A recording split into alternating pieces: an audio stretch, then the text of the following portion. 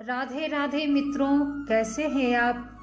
आशा करती हूँ कि आप परमपिता परमेश्वर की कृपा से स्वस्थ होंगे, प्रसन्न होंगे और अपने जीवन में आगे बढ़ते होंगे। मैं रीना पांडे आप सभी के हृदय में बसने वाले परमपिता परमेश्वर को प्रणाम करती हूँ और अपनी मोटिवेशनल चैनल रीना जी ब्लॉग्स में आपका स्वागत करती हूँ। मित्रों, आज बहुत ही मोटिवेट करने वाला प्रसंग है, वो है ध्रुव प्रसंग। ध्रुव जी राजा उत्तानपाद का पुत्र थे, माता सुनीति का पुत्र थे। उत्तानपाद की दो पत्नियां थीं, सुरुचि और सुनीति। सुनीति बड़ी रानी थी, उनसे ध्रुव का जन्म हुआ और सुरुचि से उत्तम का जन्म हुआ। सुनीति सुमार्ग पर चलने वाली उत्तानपाद की पत्नी थी, जो सुमार्ग पर चलती थी, नीति से चलती थी। और सुरुचि अपने इच्छा अनुसार, अपने मन के अनुसार चलती थी। लेकिन उत्तानपाद को सबसे प्रिय सुरुचि थी। एक दिन की बात है मित्रों, ध्रुव का भी मन हुआ कि मैं अपने पिता उत्तानपाद का गोद में जाकर बैठूं, क्योंकि उत्तम रोज ही अपने पिता के गोद में खेला करते थे, सुरुचि के पुत्र थे।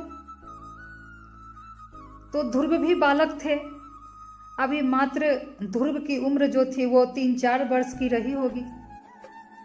तो उनका भी मन मचला और वो भी बोले कि मैं भी पिताजी के गोद पर बैठूंगा, मैं भी बैठूंगा।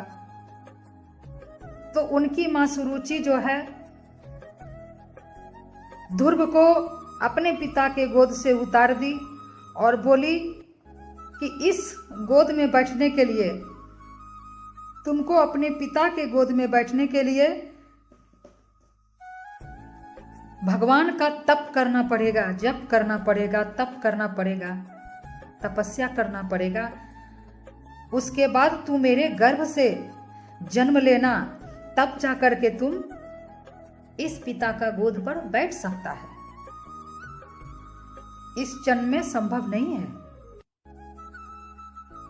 मित्रों,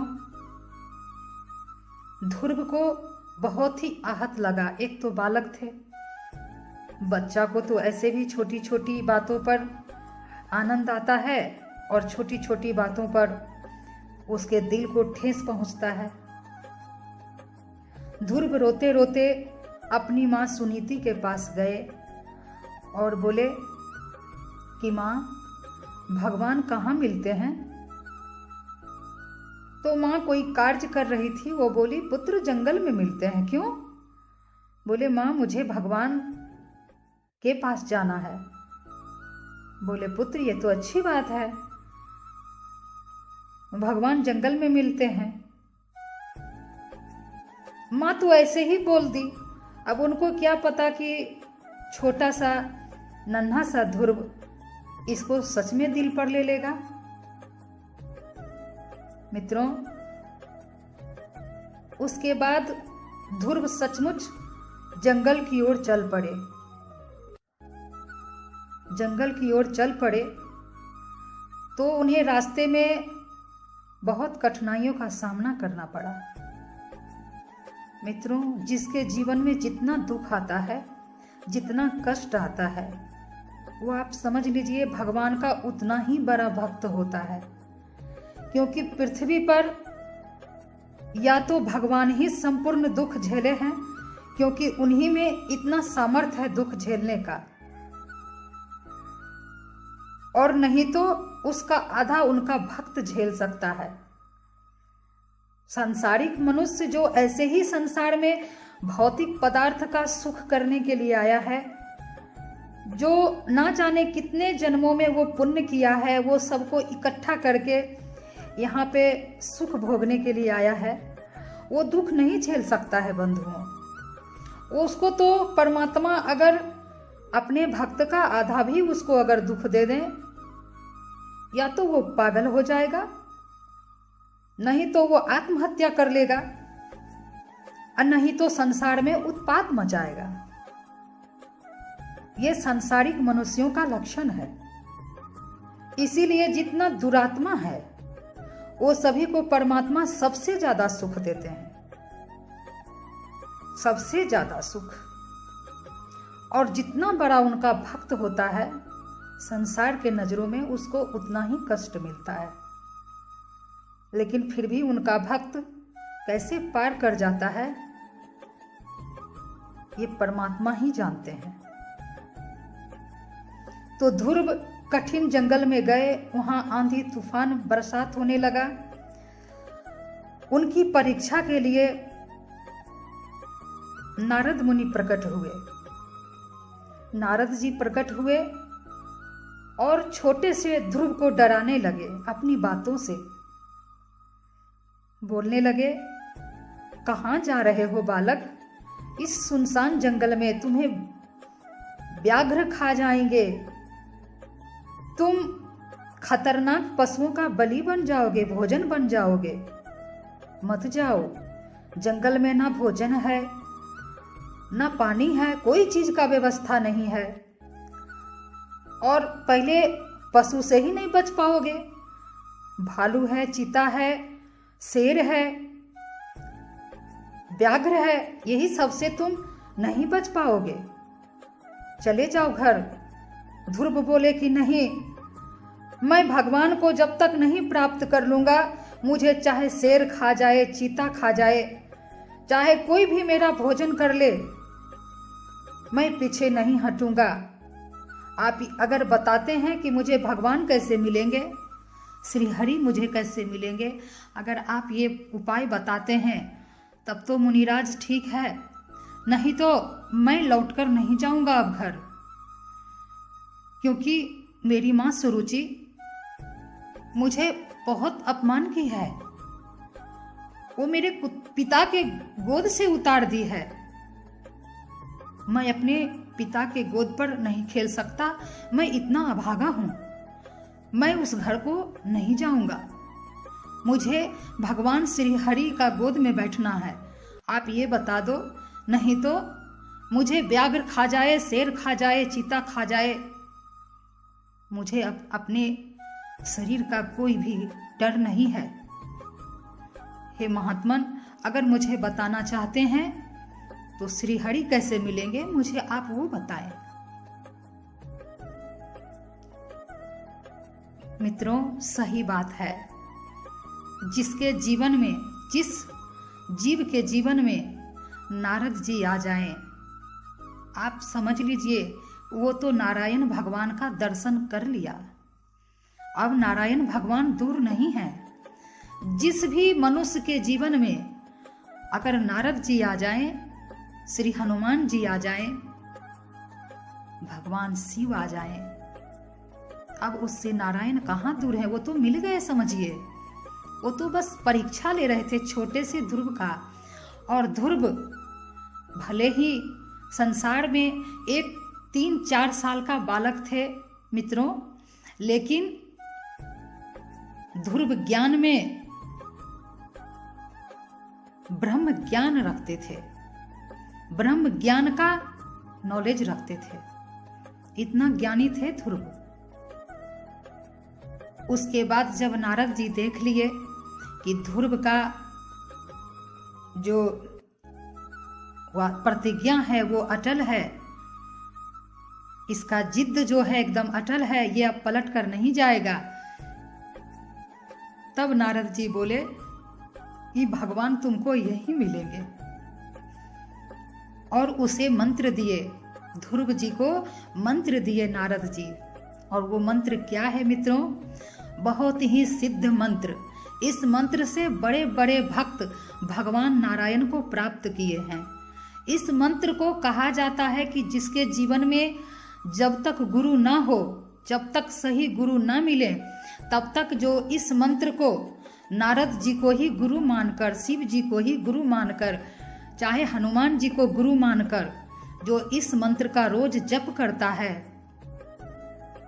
उसे भगवान नारायण अवश्य मिलते हैं और उसके जीवन में सच्चे सद्गुरु का आगमन जरूर होता है। और वो मंत्र दिए नारद जी ध्रुव को, बोले ओम नमो भगवते वासुदेवाय, ओम नमो भगवते वासुदेवाय, ओम नमो भगवते वासुदेवाय। बोले ध्रुव, ये मंत्र का ही तुम जप करना जब तक कि भगवान नारायण तुम्हें दर्शन न दे दे, तब तक तुम इसी मंत्र का जप करते रहना। मित्रों, ध्रुव को नारद जी गुरु मिल गए, महामंत्र मिल गया, सिद्ध मंत्र मिल गया, गुरु के द्वारा दीक्षा ले लिए।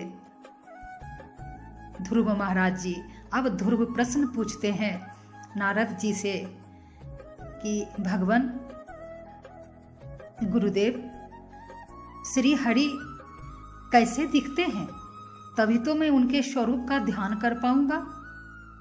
नारद जी मुस्कुराए और बोले ध्रुव, भगवान श्री हरि का 4 हाथ है, चतुर्भुज है भगवान, कमल नयन उनका नयन नक्श है, मंद मंद मुस्कुराते हैं प्रभु, एक हाथ में चक्र है, एक हाथ में पद्म है यानी कमल का पुष्प, एक हाथ में गदा है, एक हाथ में चक्र है। उस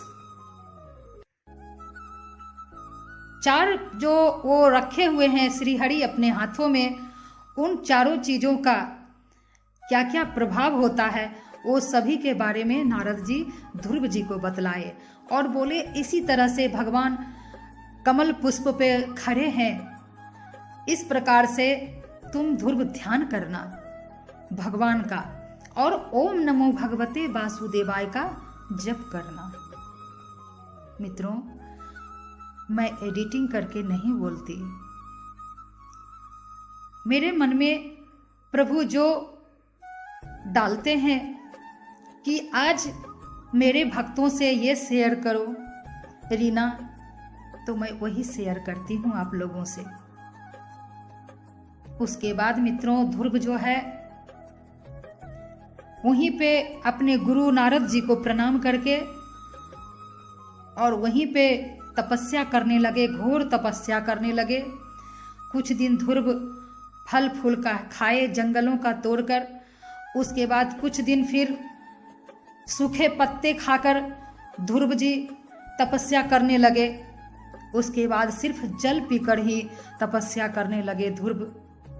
उसके बाद ध्रुव अपनी सांस को रोक लिए। ओम नमो भगवते वासुदेवाय, इस मंत्र से ध्रुव जी अपने सांस को रोक करके भगवान नारायण का ध्यान करने लगे। मित्रों, मात्र 6 महीना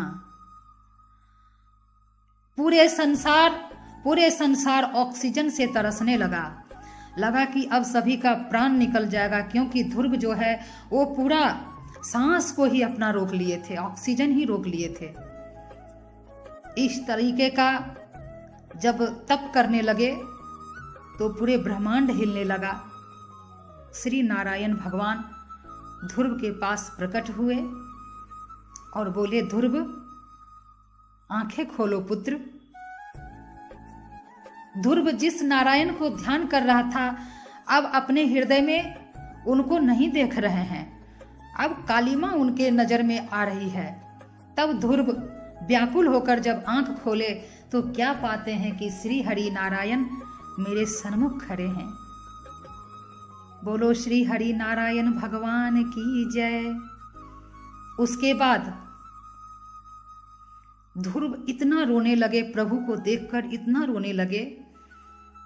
तपस्या करने से पहले ध्रुव के मन में एक बालक का जो हठ होता है कि ये मांगूंगा वो कहूँगा, वो बोलूँगा, प्रभु से बहुत कुछ मन में इच्छाएं रखे हुए थे ध्रुव।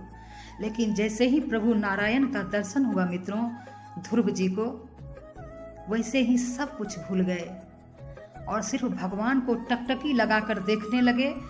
और मित्रों सिर्फ अश्रु का धारा बहा रहे हैं और भगवान नारायण के चरणों में गिर पड़े। बोले, ध्रुव वरदान मांगो पुत्र। ध्रुव बोलते हैं कि भगवान मुझे अब कुछ नहीं चाहिए, मुझे केवल आप चाहिए, मुझे कुछ नहीं पाना शेष रह गया। मित्रों सही बात है, जब नारायण मिल जाएं, नारायण ही तो संपूर्ण आनंद है। जिसको नारायण मिल जाएं फिर क्या पाने की इच्छा होगी उसको। फिर भी बोले ध्रुव को फिर भी भगवान बोले कि नहीं ध्रुव, हमसे कुछ वरदान मांगो। तो मित्रों 6 साल का बालक क्या भगवान से वरदान मांगेगा। तो प्रभु क्या किए, अपना शंख ध्रुव का ओठ पर ऐसे करके लगा दिए। भगवान का शंख ध्रुव के होठों पर लगते ही ध्रुव इतना खूबसूरत स्तुति भगवान का करने लगे, जो कि आपको भागवत जी में मिल जाएगा। ध्रुव स्तुति करने से भगवान नारायण के चरणों में अखंड भक्ति की प्राप्ति होती है और श्री नारायण भगवान का दर्शन अवश्य होता है। मित्रों जब आपके हृदय में भक्ति अखंड आ जाती है तो आप समझिए भगवान आपको मिल गए। भगवान आपसे दूर नहीं है, वो मिल गए। आपका प्यास जैसे जैसे भगवान के चरणों में बढ़ती जाए, उनकी कथाओं की, उनके सेवा की, आपके मन में हर जीवों के प्रति दया की भावना जब उमड़ने लगे इस तरीके का, तो समझिए भगवान नारायण आपको मिल ही गए। भगवान ध्रुव की स्तुति से बहुत प्रसन्न हुए और बोले, ध्रुव तुम उस पिता के गोद में तो बैठोगे ही, आओ मेरे गोद में बैठो। मित्रों भगवान नारायण ध्रुव को अपने गोद में बैठा लिए, अपने गोद में बैठाकर उसे प्यार करने लगे। मित्रों ध्रुव इतना रो रहे हैं और बोल रहे हैं कि भगवान मेरी माता सुनीति को धन्यवाद दीजिए कि वो आपका राह बताई, और माता सुरुचि को भी माफ कर दीजिए, क्योंकि अगर वो मेरा तिरस्कार नहीं करती, अगर मेरे मन को आहत नहीं करती, तो भगवान आज मैं आपको प्राप्त नहीं करता। माता सुरुचि को भी आप क्षमा कर दीजिए। मित्रों भक्त ऐसा ही होता है, जब उसका जीवन में भगवान मिल जाते हैं ना, तो उसके साथ, उस भक्त के साथ कोई कितना भी कार्मिक आदमी कुछ भी उसके साथ गलत करे, उसको माफ कर देता है और भगवान से भी प्रार्थना करता है कि भगवान आप माफ कर दीजिए उसको। शायद अगर वो ऐसा नहीं करता मेरे जीवन में तो मैं शायद आपको नहीं पा पाता। मित्रों भगवान श्री हरि को बहुत प्यार आया ध्रुव पर, फिर भी उसको वरदान दिए कि ध्रुव तुम अपने पिता का आसन पर, राजगद्दी पर बैठोगे,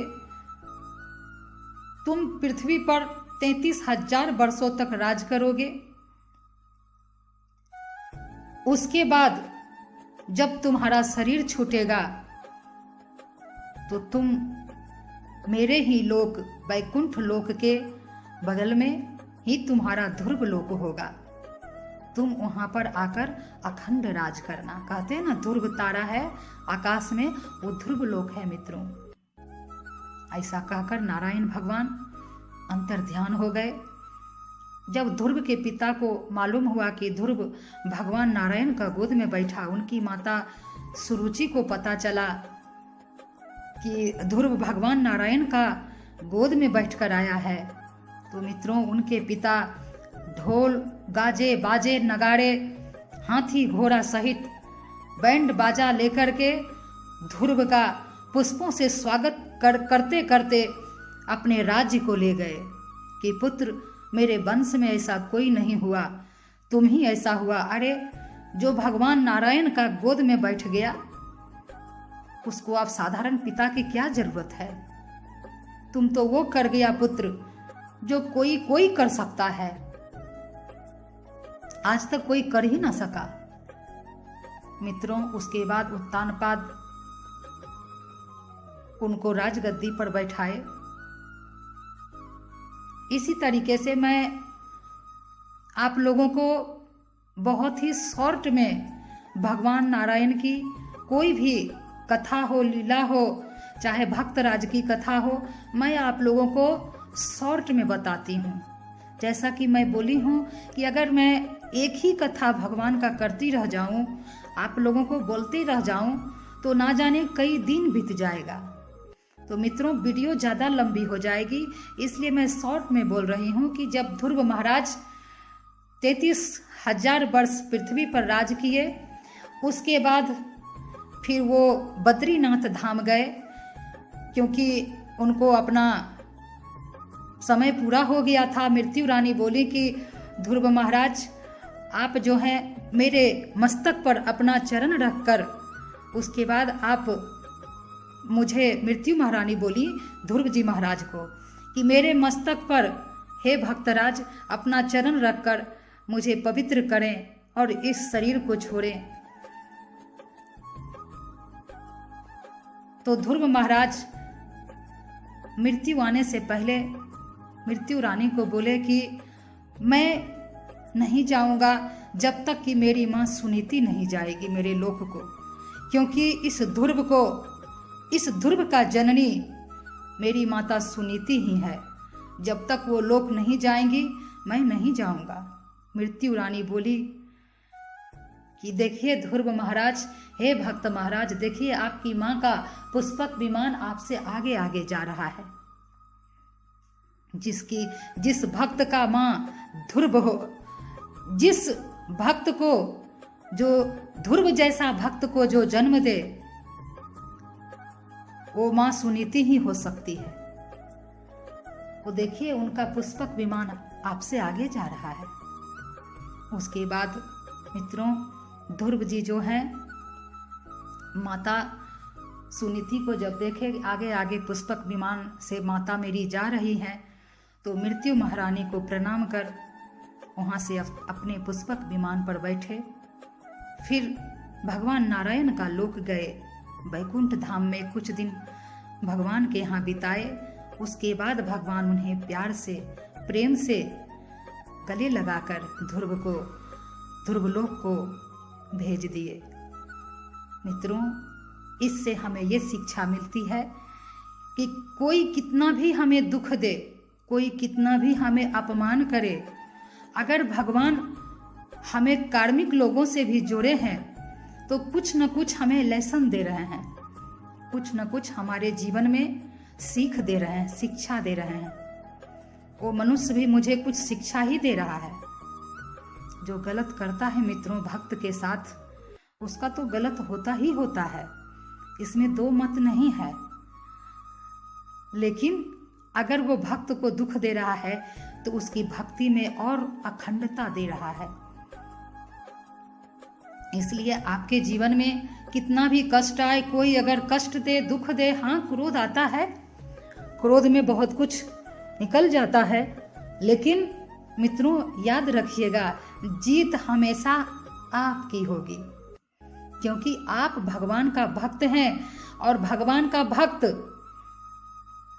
जो होता है मित्रों, वो भगवान ही स्वरूप होता है। भगवान के भक्त को लोग हिला सकता है, डुला सकता है, पर कोई उखाड़ कर फेंक नहीं सकता है। मित्रों इतना याद रखिएगा, हमेशा विजय सत्य की ही होती है। चलिए मित्रों, वीडियो लंबी हो जाएगी। अगर वीडियो आपको अच्छी लगी तो आप शेयर कर दीजिएगा, लाइक कर दीजिएगा, कमेंट बॉक्स में राधे राधे बोलिएगा, सब्सक्राइब कर दीजिएगा मित्रों। अगर आप नए हैं तो मेरी वीडियो को पहली बार देख रहे हैं तो सब्सक्राइब कर दीजिएगा और वीडियो को शुरू से अंत तक जरूर देखिए, तभी आपको आनंद मिलेगा। तो मित्रों, राधे राधे, राधे राधे।